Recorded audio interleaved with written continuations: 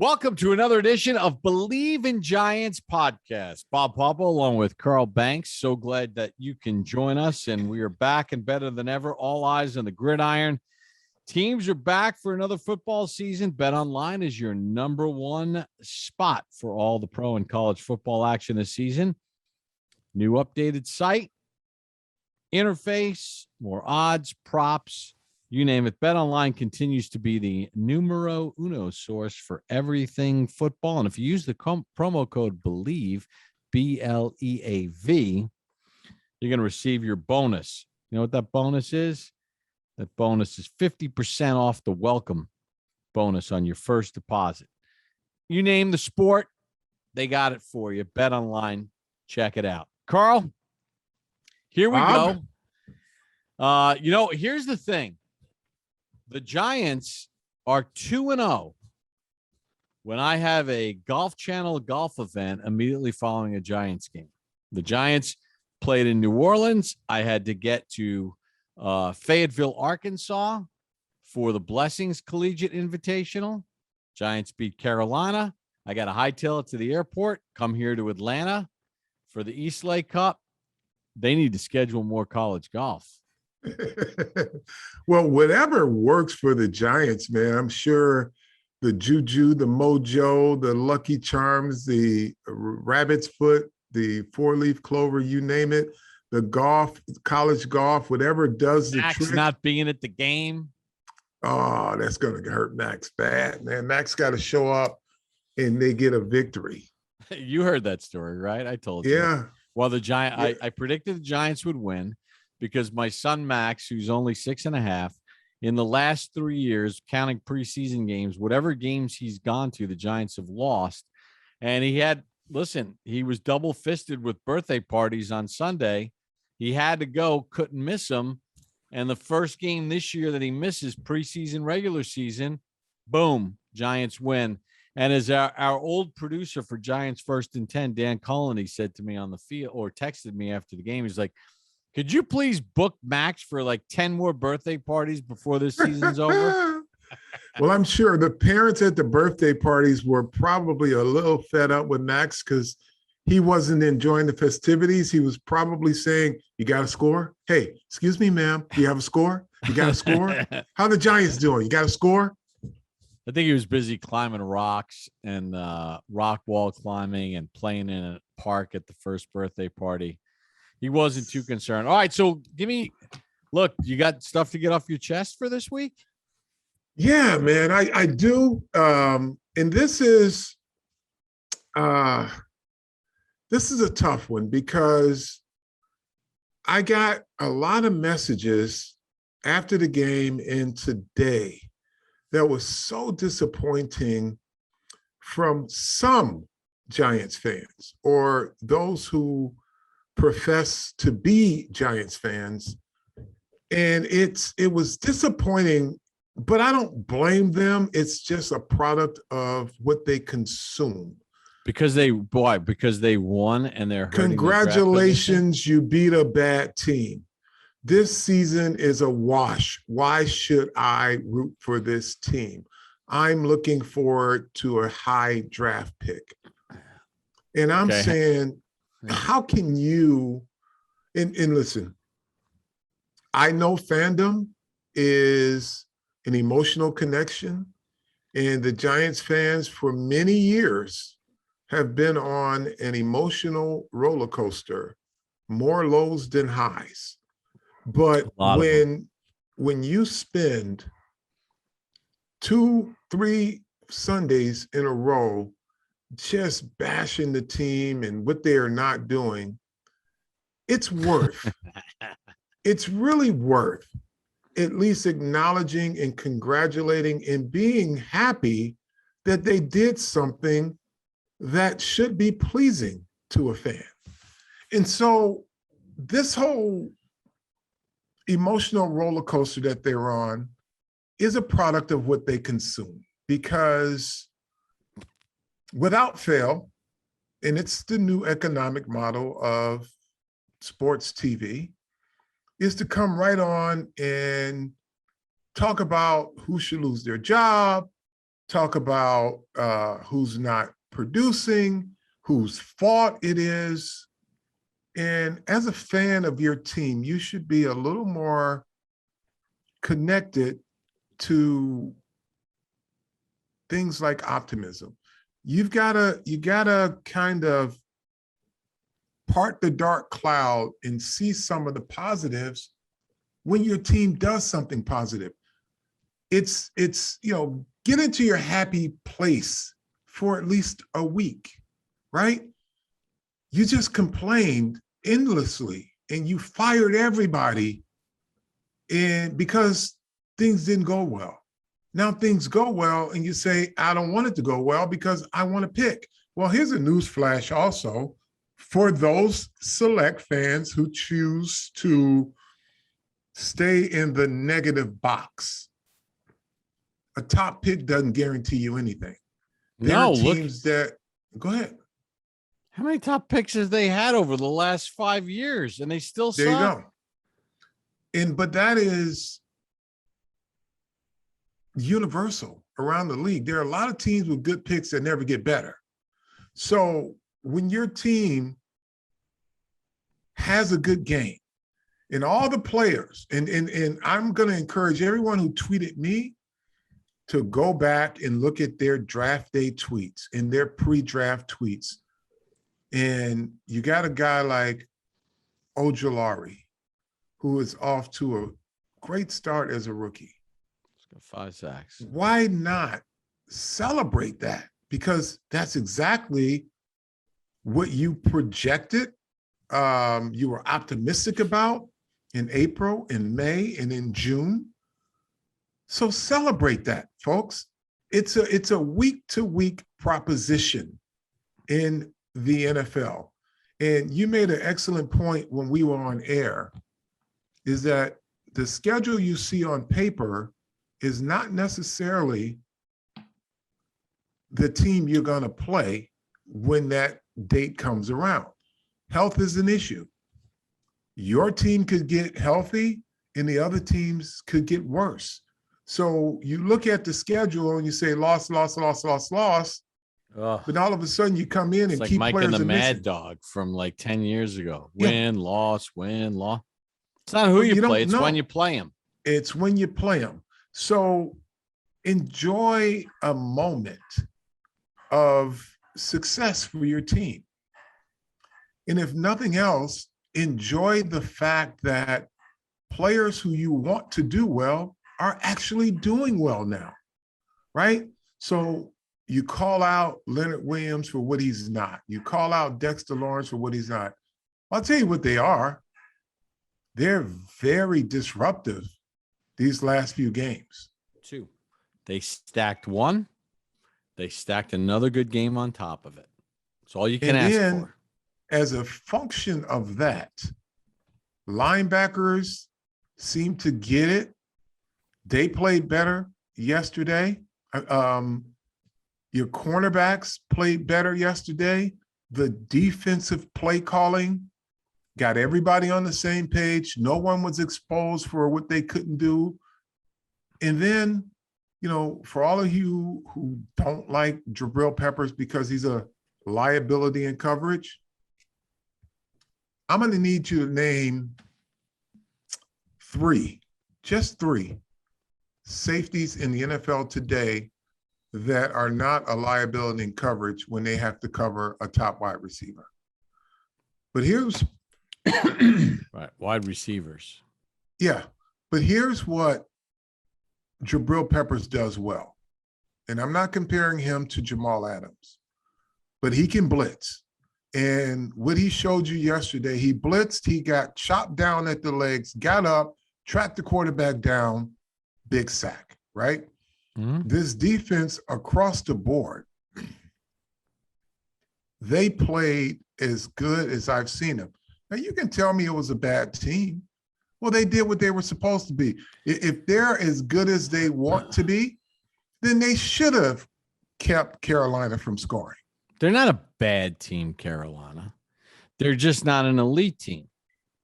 Okay? There's a difference. They're not a bad team. They're not an elite team. They won 3 games to start the season against some inferior competition. When they stepped up in class, they lost, but they were still 3-3. The Rams are an elite team. Okay. We know that. The Bills are an elite team. The Titans are an elite. We know who the elite team, the Right. Bucks are an elite team. The Bills are an elite team. But then there's these middle of the pack teams that have to get better en route to trying to be elite. Okay. So the Giants beat a middle of the pack team. They lost to a middle of the pack team with the Falcons. They pissed one away against Washington. But, like, how about this? Let's give the Giant coaching staff some credit. Benardrick McKinney signed this week, elevated to the roster. He had a really good game. Well, the dude started 77 of 80 games for Houston. Legitimate player. Dante Pettis, elevated from the practice squad, gets a jersey, makes plays. You don't make apologies for it. And by the way, and I am not creating any false hope for Giants fans, but I'm just going to spell out the facts. Just like it's not who you play, it's when you play them. Like 2011, everybody looked at their schedule and said, oh, crap, we got to play the Colts and Peyton Manning. And then Peyton Manning was out for the year. And suddenly they were playing the Colts without Peyton Manning. Look, last year at this time, the Giants were eliminated from the playoffs before Halloween. And then they uneliminated themselves because they started winning some games and the division fell to crap. Right now, they're 2-5. And I'm not trying to create false hope like this is a playoff team. What I'm trying to say is just let it play out. Because they got their second win. You don't know if Dak Prescott's calf is really fine or not. What happens if he gets hurt and Zach Thomas gets hurt or Zach Martin gets hurt or whatever? And there's other injuries. You could find yourself back in the middle of a division race with a below 500 record. Like, just let it play out. You're going to play the Chiefs this week. Quarterback's banged up. They can't stop anybody. There's a good chance we're going to see Sterling Shepard back on the field. I don't know about Barkley or Golladay or whatever. Like, just let it play out. Let's not write the Giants for dead yet. And I'm not saying that they're going to the Super Bowl. I'm just saying enjoy the ride, enjoy the process, enjoy what you just said of enjoy the win yesterday, Sunday, against a not great Carolina team. But part of the reason why Carolina is not great is because the Giants made them look bad. Darnold wasn't benched in any other game this year. He got benched because the Giants made him look like crap. And that is,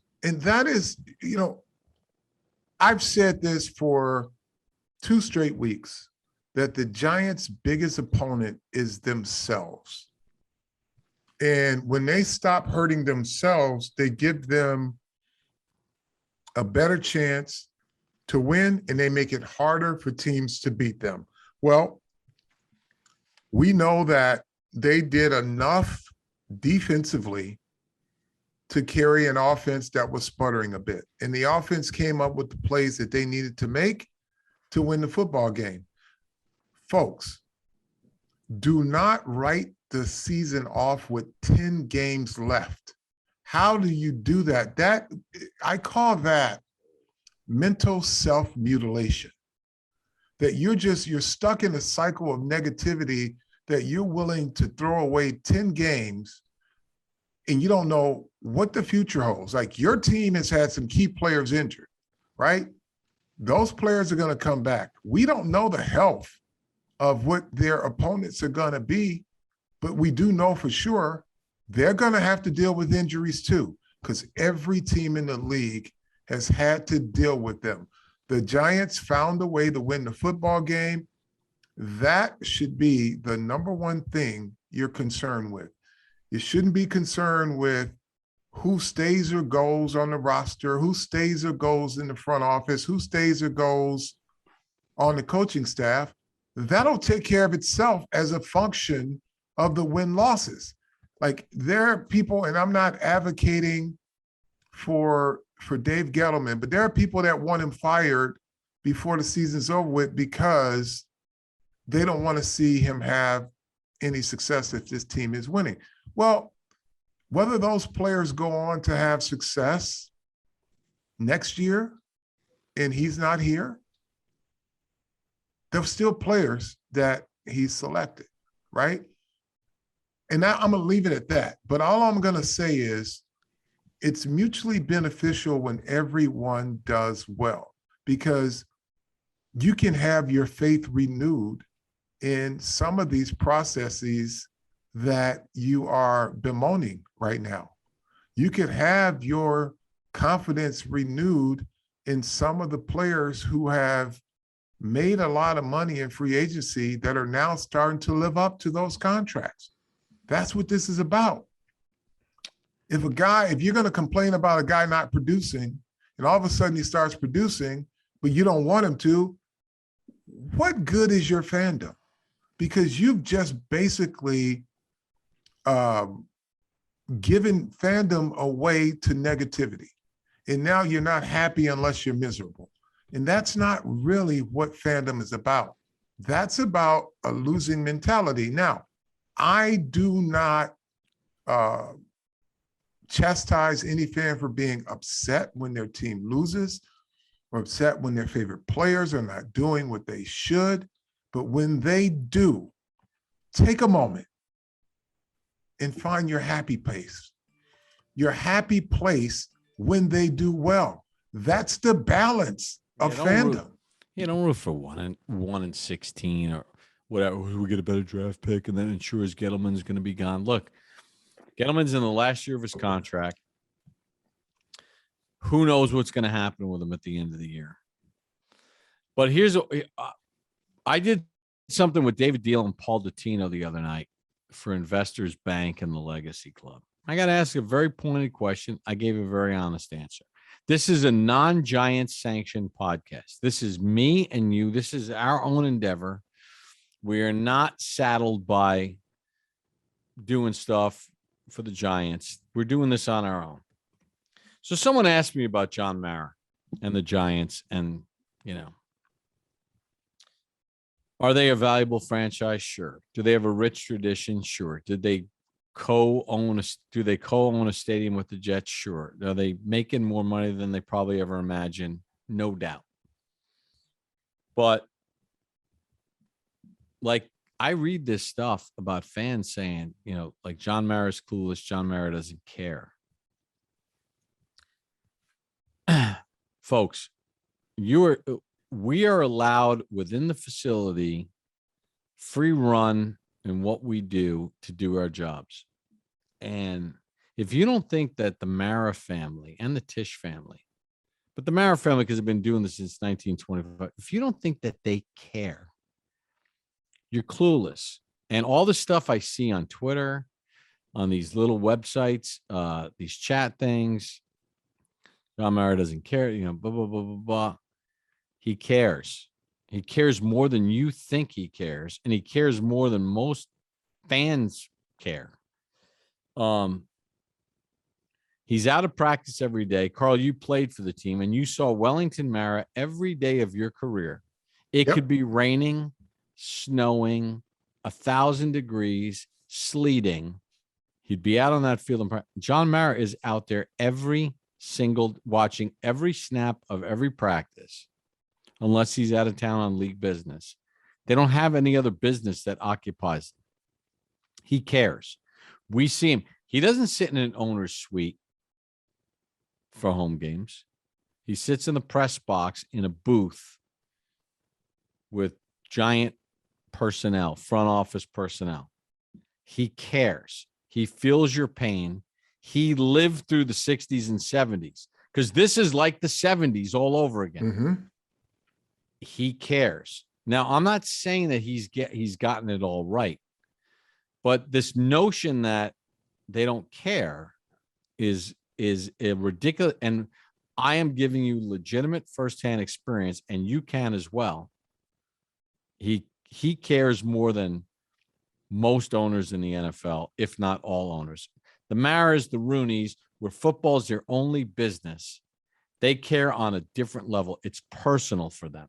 It is. And to that I'm not point, saying he's gotten it right, but he cares. Go ahead. right. So to that point, halftime, I'm walking back from the cafeteria in the press box, and there's John. He's walking, and I don't want to say anything to him. And he looks at me.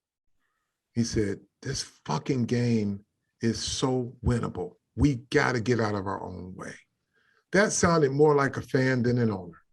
And he was winning 5-3. Yeah. Yeah. So, but folks, it should have been about 20-3. The game was played on a tilted field. Yeah. And contrary to whatever the narrative is about this family, this is a football family. They are invested in this team. Not for, obviously they own the team to make money, but they own the team for the pure football of it. Like, this is what they do. And to your point, Bob, they don't always get it right, but they do not take one of these, screw it, we're good. Oh, we made our money this year. We got our 1/32 of a share of the billions that come in. That's not how they roll. Like, he will hold you to the fire, but he's also a sober-minded owner in terms of he'll get the facts, he'll admit when he's wrong, but he gets tired of losing as much as you as fans. He wants to get it right. And he's there every day at practice watching every single snap, how they're coaching, who's hustling. Like, he's there every day. Yeah. So, and he eats lunch in the cafeteria with everybody else. Yes. How many times have we seen John Mara? And I don't want to turn this into a John Mara podcast, but how many times have we seen John Mara when pre-COVID, when we were in there and everybody was in there? He'll sit down. He's got his sandwich or a soup or a salad, whatever. Sits down for lunch. There's all the players on, and he'll sit down at a table with our guy Tal, who's the guy that cleans the dishes, who's on his break. Yeah. Like, he's not big time at anybody. And he doesn't skip the line. He waits in line. No, he will not skip the line. Right. But I mean, if you're waiting on line for a sandwich and he walks in, and there'll be the younger employees and that work in the front office in marketing or other. Oh, no, Mr. Mary. He goes, no, your turn. I'll wait. Yeah. So all of that being said is to say that this ownership, both sides of it, are in it just like you are. I'm staying in the Lowe's Hotel in Atlanta. There you go. That's my favorite hotel, by the way. But it's awesome.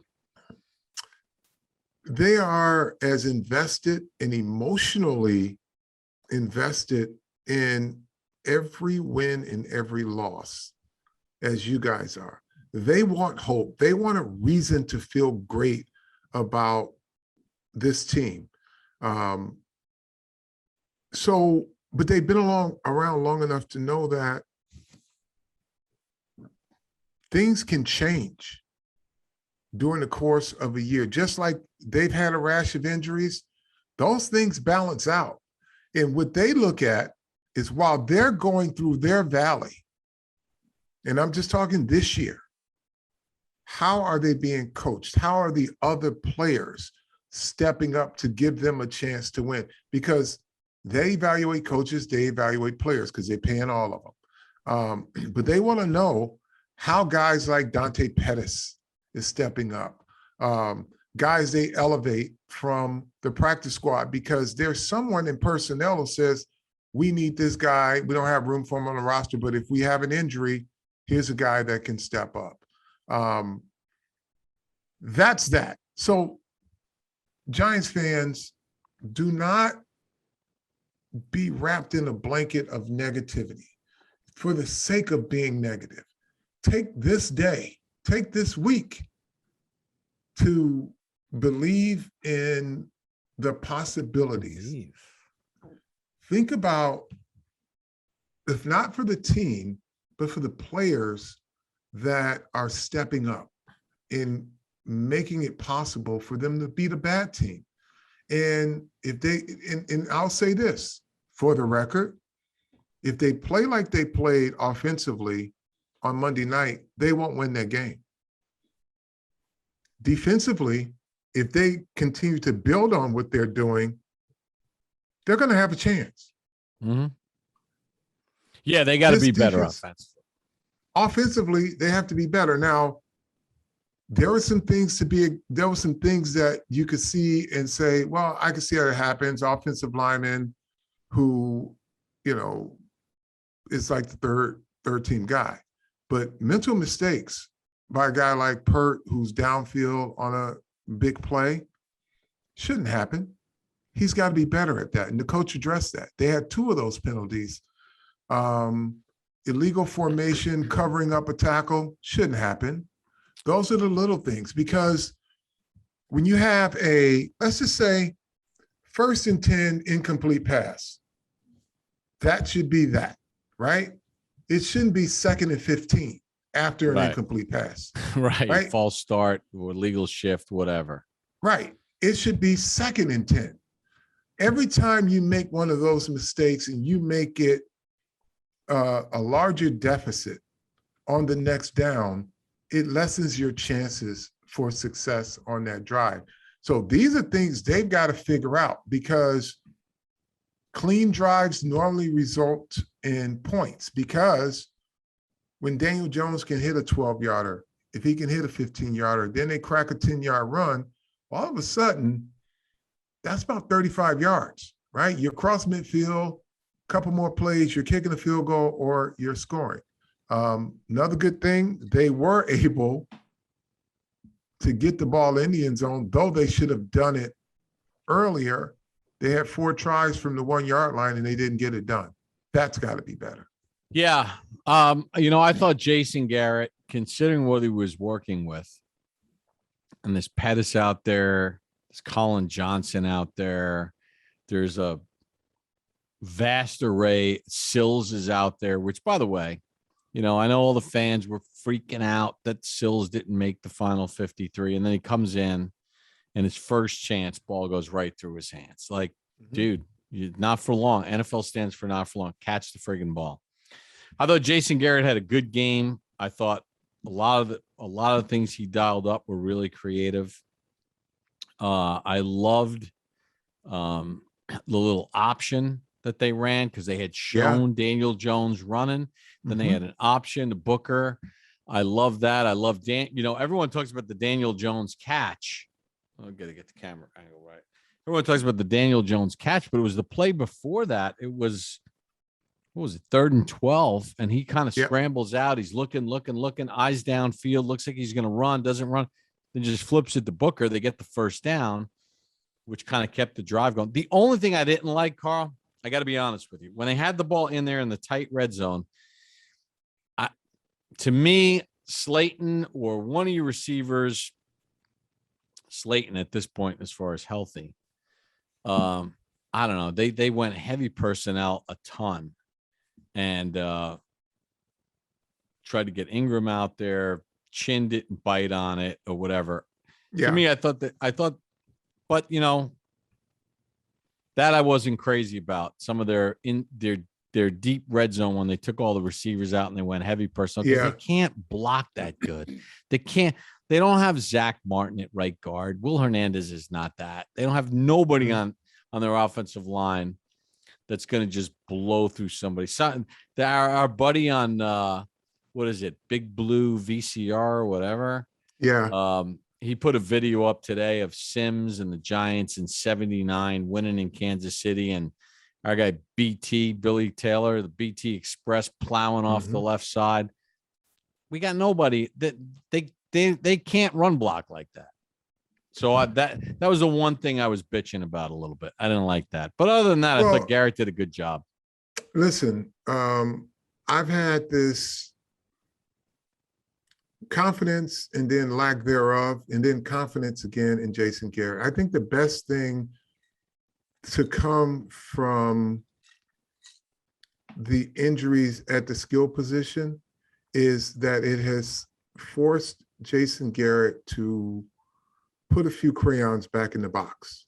And if you just got to color with the primary colors to get it done. That line. That's a Yeah, great, it's a great line. I use it in other things too now. When guys are trying creative shots in golf or whatever, I kind of quote Carl Banks. I'm like, don't try to be Phil Mickelson. Keep some crayons in the box and make a simple pitch shot here. Yeah. I mean, that is what he has been forced to do, is to go back into the playbook and say, okay, I got 3 healthy tight ends. I got 2 speed receivers. I don't have the route runner of Kadarius Toney, but I can do some things here. Let me see how I can best use these guys. Let me get the best 10 plays, 15 plays, and build off of that instead of having the best 35 plays and building off of that, where it becomes an endless cycle of not repeating positive plays. And the fact that Sunday was National Tight End Day, an NFL holiday that I didn't know about, he made very good use of Ingram. He had a positive impact on the game. Kyle Rudolph, who knew he could still catch and run with a football? Because if you were to just follow social media, he was washed up and a waste of money. But we didn't know that because they never used it. So now he can now become a weapon in this offense. Even when they get other guys back, there are some bread and butter plays and bread and butter players that you can count on to keep the chains moving. And that's what they have to do until they get their full array of players back, is to build around the personnel. And even if it's blue collar and you can execute it well, that's all that matters. Sometimes it's not like having to out trick your opponent. It's about out executing your opponent. And, what the Giants did defensively, they lined up, they moved the safeties a little bit, but it wasn't a lot of trickery, right? They lined up into something they could play. The team that they went against knew they knew what they were in and still couldn't beat it. That is the essence of real football strategy, being good at what you do. You know why they call it the Tampa 2? Because Tony Dungy lined up in it the majority of a game, and they just executed the hell out of it. And one of the most refreshing things I saw is, I don't know if they were in a 2 or 4 coverage, and Sam Darnold had a receiver in the intermediate, and Logan Ryan he saw the quarterback's eyes, he saw the quarterback release the ball, he drove on the football, broke it up. That's because he could see it. He wasn't in man coverage and guys running around on crossing routes. They were passing them off, seeing the quarterback and breaking with good leverage on the football. That's good football. And then I'm listening to, I don't know if it was Dan Orlovsky, who I like listening to, talked about Patrick Mahomes is struggling with some cover 2 because teams hadn't played a lot of cover 2 on them, because defensive coordinators thought they had to match up and play cover 1 to eliminate the best players. Sometimes simplicity is the best thing when you're outmatched in certain areas, and you can't match up against every skill position.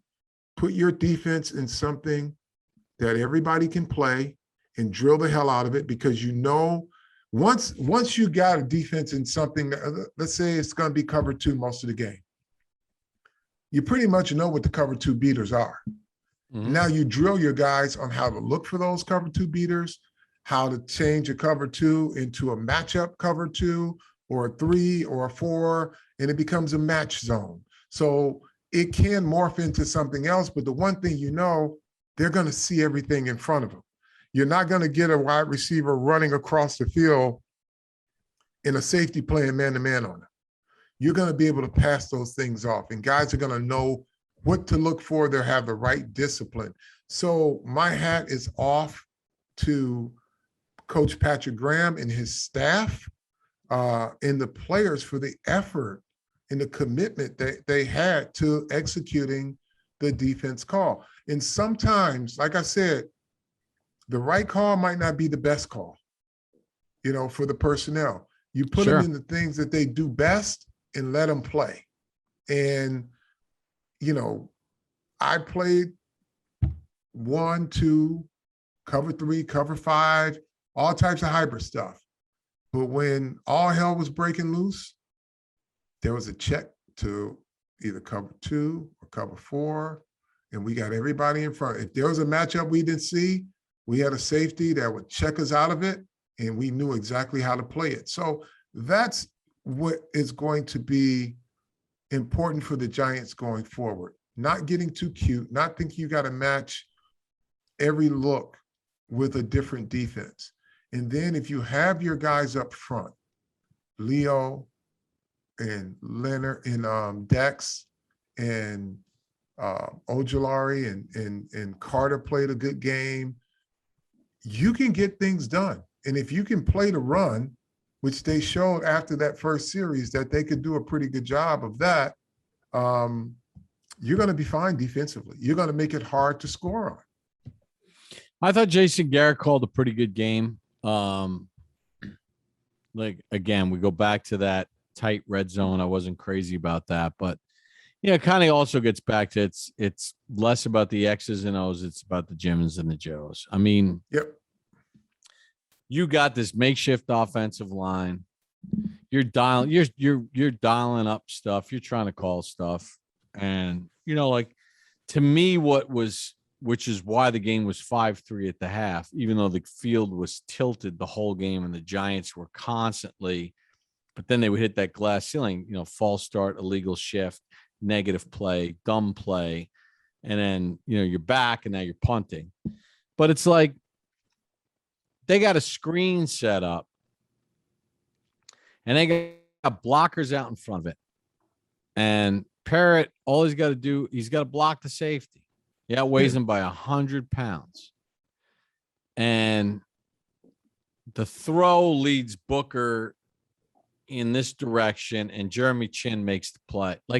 Dude, that thing was set up to go 20 yards, if not take it to the house. Now, to Saquon, maybe it's taken to the house. Booker, you hope you get 20 out of it, and you call it a day. And, they got nothing. But, at the end of the day, it comes down to guys executing better. That's their biggest problem offensively, man, is they got to play better. And the fans bitching. My timeline, Carl, was filled with, 3rd and long, another screen to the tight end or a little 5-yard route to the tight end. Hey, dude, guess what? Do you know what you got on your offensive line? Do you know how banged up you are? Do you know you're not necessarily trusting your left tackle or your right tackle, especially in the first half of the game? Yeah, you're throwing short passes on a 3rd and 12 to Evan Ingram and hoping that he's going to crease somebody and break a tackle. And you like the way your defense is playing, you'll punt. You drop Daniel Jones back on a 7-step drop, and there's a better than likely chance he's going to get sacked and maybe a forced fumble. They were calling plays.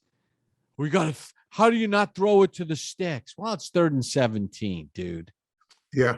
Likelihood of success there is, It's not fantasy football. It's not Strato Magic for you older dudes. It's not a video game. It's not Madden. They were coaching around their team. And guess what? Let's throw a 6-yard pass to Evan Ingram. Hopefully he makes a guy miss, or hopefully Slayton on a little in cut makes somebody miss, and they break some tackles. Oh, wait a second. Hold on. Got better players? How'd they convert that 3rd and long against the Saints? They threw a 5-yard hitch to Kadarius Toney, and then because he's a gifted athlete, he made 8 people miss, and he got the first down. Right. Playing around their offensive line. So stop with the question, the play calling. Stupid. Right. And the thing is, Matt Pert, it's like blocking a blocking sled. You get a guy that's 100 pounds lighter than you latch on and you just drive your feet. The back will do the rest. You just got to get this guy out of the way and you're off to the races. You ain't got to hold him. You ain't got to grab him. One big thud puts him on his butt. You just can't be passive on a screen pass. You got to go out and push a guy out of the way. You see it all the time. All they need is just a little room to get started. That's all they need. Give him a chance and he'll get the rest. Fans, you gotta stop. I mean, it's too much, man. These guys are coaching around their team. Like in 2015, everyone's like, oh, Coughlin really lost his touch. Coughlin this, No, Coughlin was going for touchdowns instead of trying to kick field goals at the end of those games when the Giants set an NFL record for the most blown leads with 2 minutes to go in the game. Yeah. And they set an NFL record for the most leads given up with less than a minute to go in the game. Well, Coughlin should have run it there and used more clock. He knew his defense couldn't stop anybody. They had guys playing on that. So he was trying to score touchdowns to make it a 2-score game and put the game out of reach. And he was putting it in his best player's hands. Did it work out for him? No. Did it cost him his job eventually for his retirement? Whatever. But listen, Jason Garrett was calling the game because he knew what he was dealing with. And here's another very important point when we talk about complementary football. That's why you can't minimize the job that the Giants defense did, because they knew the job going into the game would be to keep the offense in great field position. Get off the field on third downs, force punts. Don't let teams drive all the way down the field before you stand up and stop them. Give your offense some breathing room. It'll give you an opportunity to have Grant Cano kick a few field goals, 50-something yarder, 40-something yarder. Now all you're doing is you're saying, okay, here are our strengths. Defense, we like you in this game. Graham, we like you in this game. So you may have to hit a few long ones, but our defense is going to give us a chance. If we can get a first down or two, we're going to be able to get something on the board. And that's what you have to do when you have a rash of injuries. You've got to coach around what you have available to you. And winning and losing is a team effort, in a team accomplishment or a team failure. And they did it collectively. The defense did their job. They gave the offense enough opportunities to put points on the board, and eventually they uncorked it and was able to increase their lead. All right, we'll do a preview of the Chiefs later in the week. Can I just tell you the one thing, Carl, that is bothering me a little bit right now? And I don't like it because I'm starting to see a little bit of a trend of this. And I guarantee if Joe Judge was on this podcast, would love to have him on, understand why he's not on. He's got an outstanding special teams coordinator in Thomas McGahee, and Tom Quinn's his assistant, and Tom was the coordinator when the Giants won their last Super Bowl. I don't like the fact that we're getting a bunch of penalties on special teams. They're getting a bunch of penalties on special, leave a block in the back, hold, by guys that are on this roster for one reason. Yeah. Because they're special teams players. That, to me, is inexcusable. Like, they went out and they made these moves for special teams guys, and I understand the importance of it. But it feels like every week, man, there are some penalties popping up on special teams against the Giants. They're not good enough to have the ball at the plus 38 or the plus 40, or not the plus, their own 38, their own 41, and then suddenly 10 yards are coming off it because there's an illegal block in the back or a hold. And there were a couple. That punter for the Panthers stinks. And the guy before him was bad too. They got punting issues. Winslow's not a good punter. He hit a couple of punts in that game on Sunday that were eminently returnable. And some of the guys that have a jersey on this team that were supposed to block gunners did a crappy job. And suddenly what should have been a 15 or 20-yard return turned into like a 6-yard return, and then that was it. And half the time there was a penalty. That they have to improve upon. That's my final rant for the night. Right. And as they go up in weight class, in order to make a better team, make it hard for a better team to beat you, you eliminate those mistakes. Now, I will say, and he's doing it quietly, but a guy who is really showing up every week on special teams is Cam Brown. Cam Brown is a gunner, a linebacker now. He's a gunner. He's doing a lot of good things on special teams. So that's one, when folks say, well, whatever happened to Cam Brown? He was a late round draft choice, blah, blah, blah. Well, he's making a contribution. He's one of their better special teams players. But again, offensive, self-imposed mistakes, special teams, self-imposed mistakes. Eliminate half of those in a game, and your defense plays the way it's playing, you're going to make it hard for teams to beat you, and you're going to have an opportunity to win games because you got a good kicker as well. You got anything else to get off your chest? You got anything you want to promote? You got anything you want to sell? You got any new apparel coming out for Giants man, fans? I'm just, right now, it's all about Giants, your fandom, the emotional roller coaster, and finding your happy place. When your team wins, find a happy place, because it's just too easy to stay in the negative, and they win despite the fact that you want them to lose when you say you don't, because you bitch about it every time they do. But then when they win, it's like, why'd they win? I want them to lose more games so we can get a better draft pick. You'll have time to talk about the draft later on. You got 10 games to go. Get behind this team. Yes, be critical when it's warranted, but when they do well, celebrate that. Celebrate that. They appreciate it. Ultimately, your soul appreciates it because you find a happy place. Yeah, seriously. And go to Pro Football Reference or NFL.com. Look at the draft tracker and look at all the teams that have blown high first round draft picks. It's not, and I'm not excusing it, but this whole thing of like being a fan and, oh my God, we're ruining our draft pick. Like, no, because guess what?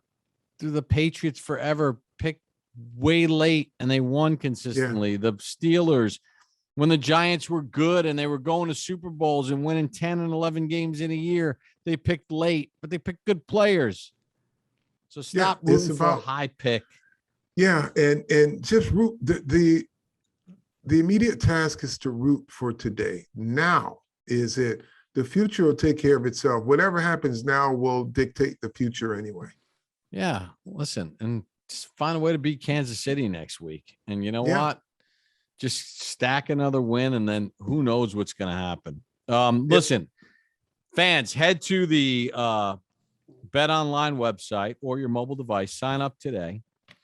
50% off welcome bonus on your first deposit. Use the promo code Bleav, BLEAV. You receive your bonus. But football, basketball, boxing, your favorite Vegas casino game. Don't wait. Take advantage of this amazing offer. It's available for the 2021 season. Bet online, fastest and easiest way to bet on all of your favorite teams. What are you sipping, by the way, tonight?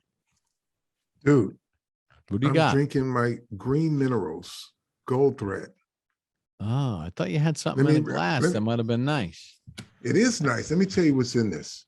I got nettle leaf, cat straw, alfalfa leaf, horsetail leaf, red clover blossom, raspberry leaf, rose hips, lemongrass, linden leaf, and liquid chlorophyll, which is spirulina. And it's pretty good. Yeah, I'm getting my blue screen, but yeah. They don't sell that at Hylon. Gold Thread. There you go. Green minerals. It's really good. All right. Well, I got a club soda and lime. Okay. But I may need something stronger if fans club soda and libation. No libation. No, it's a Monday. It's a Monday. We got a long day of golf tomorrow. Listen, again, we're trying to shoot it to you straight. We're trying to keep it real. We're trying to give you perspective. Again, we're not speaking on a Giants platform. We're giving you our honest feeling. If you listen to the games on radio, you know that we cut right to the chase of what's going on. And as Carl said, enjoy the process. So, Carl, when we end every podcast, what do you say? Tell a friend to tell a friend, and tell a fan to tell a fan, because I speak to you on this one, fans. There you have it. Carl Banks. We'll be back later in the week. We'll preview the Chiefs game. That's a Monday night game, so we've got a little time before that. Tell a friend, tell a friend. Bleav in Giants. Enjoy, everybody.